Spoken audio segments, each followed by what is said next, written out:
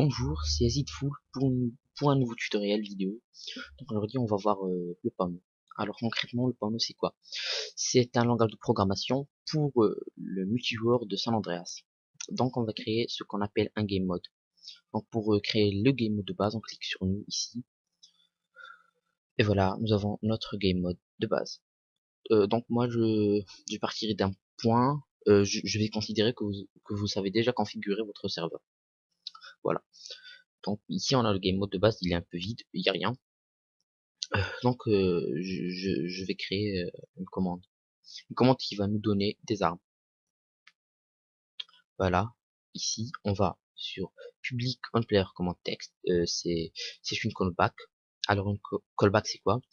C'est c'est c'est par exemple on player command text, c'est qu'on va euh, c'est comment vous expliquer, c'est par exemple un véhicule d'aide, c'est quand le véhicule, quand il va exploser, qu'est-ce qu'on va faire? Ici, on player command text, c'est quand le joueur va entrer une commande, qu'est-ce qu'on va faire? Voilà.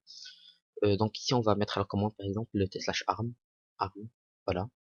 Et ici, on va faire la fonction give player weapon, voilà. Et toujours à la fin des fonctions, il faut faire un point virgule.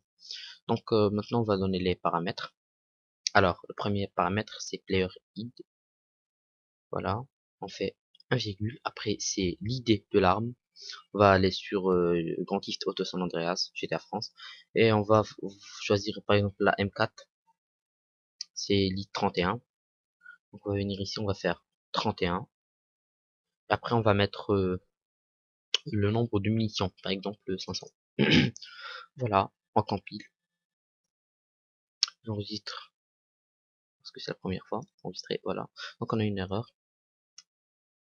Ah ouais, donc j'ai fail, j'ai oublié que le panneau est sensible aux majuscules. Voilà, on compile maintenant. Voilà, il n'y a plus d'erreur. Voilà. Maintenant, pour tester ça, il faut aller in-game. Mais moi, je vais faire une autre commande. C'est pour donner une armure. Alors, c'est le gilet, quoi. On va faire test slash gilet. Et on va mettre ici la fonction set player armor. Bon, player id et 100. On compile. On a deux erreurs. Ah oui, j'ai oublié le point virgule à la fin. C'est normal, ça arrive. Une erreur. Cette player armor. Alors, ça, comme ça. Puis, comme ça. Et on compile.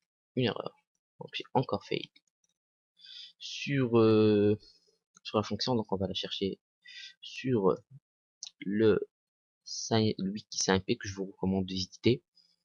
Alors, on va aller sur les fonctions, CTRL F, set player,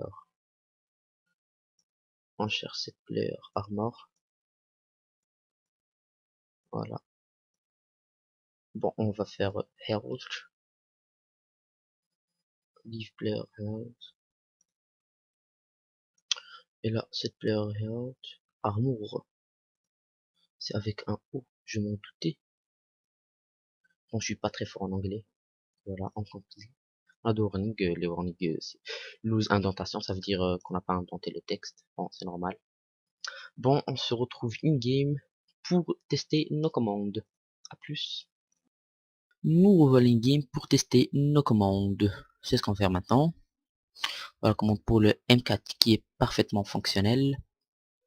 Et la commande pour le gilet. Voilà.